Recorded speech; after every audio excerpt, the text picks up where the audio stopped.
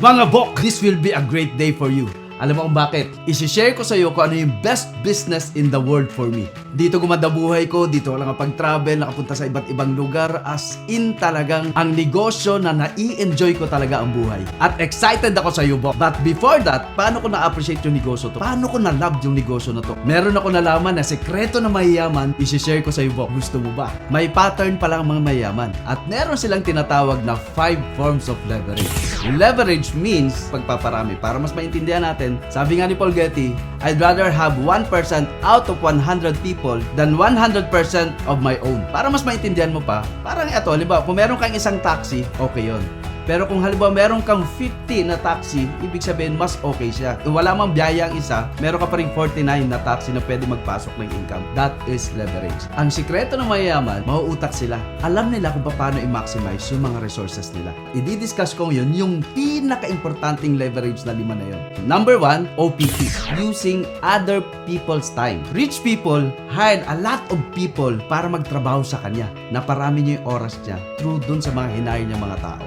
Just for example, late Henry C. Siya may-ari ng SM, siya may-ari ng BDO, siya may-ari ng San Miguel, siya may-ari ng SMDC, siya may-ari ng China Bank. Imagine mo, ilan yung nagtatrabaho para sa kanya. Ganun niya na parami yung oras niya. Wais, di ba? That is called OPT, other people's time. Ngayon, yung pangalawa, using other people's money. Rich people, nag-e-expand ng business nila pero hindi sila naglalabas ng pera. Paano yun? Let's say for example, McDonald's, Jollibee, Bang Inasal, nag-e-expand ng business to pero hindi sila naglalabas ng pera. Paano yun? Through franchising. May buwibili ng franchise, dumadami yung branches nila, dumadami yung store nila, pero hindi na sila mismo naglalabas ng pera. They expand their business using other people's money. Mautak, di ba? Parang bangko. Negosyante si bangko. Saan nga gagaling yung negosyo nila? Bakit sila nakapagbigay ng magandang benefits sa clients nila? Lahat ng nagdideposito, umiikot lang din ang pera. Ganon din si insurance. Nag-e-expand yung business nila pero using other people's money. Ganon din si real estate. Lumalaki, nag-expand sila, nag-expand yung projects nila using other people's money. May mga businesses na ginagawa nila yung IPO yung company nila. Para maka-invest ka sa kanila at gagamitin nila yung pera na yon, ang tawag doon, stocks. Number 3, OPS, other people's skills. Hindi nila kailangan maging magaling para magpatakbo ng business nila. They can hire people, professionals, magagaling para mag-handle ng mga businesses nila. Like ano yan?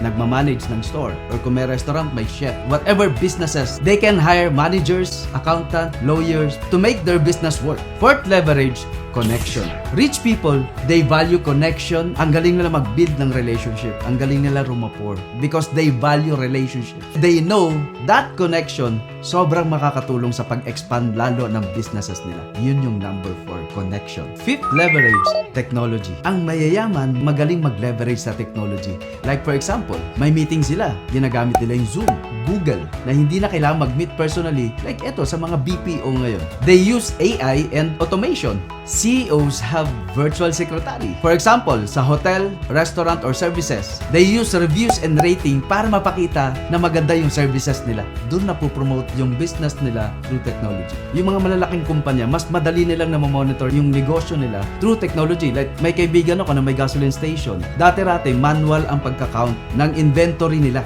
But right now, yung technology ngayon, kung magkano yung sales, magkano nababawas, magkano yung nabenta nila real time. Eksakto, walang labis, walang kulang. Ganon katindi yung technology. POS, virtual calendar, camera, internet to monitor their business. Yung 5 forms of leverage, nagtanong ako sa mga negosyante, alam nyo ba na minimum 10 million ang kapital para magawa nila yung 5 forms of leverage na yan? Para makapag-hire sila ng maraming tao, mag-work sa kanila. Possible bang pwede kong gawin yan ng isang ordinaryong tao? Yes, kasi nagawa ko siya. Meron ako i-share sa'yo na hindi mo kailangan ng 10 million. More than 10 years ko nang ginagawa to, and ito yung nagpayaman sa akin. Nagawa ko tong 5 forms of leverage na wala akong 10 million kagaya ng mga negosyante at mayayaman. Gusto bang malaman kung paano na kahit wala kang 10 million, pero pwede natin gawin yung 5 forms of leverage?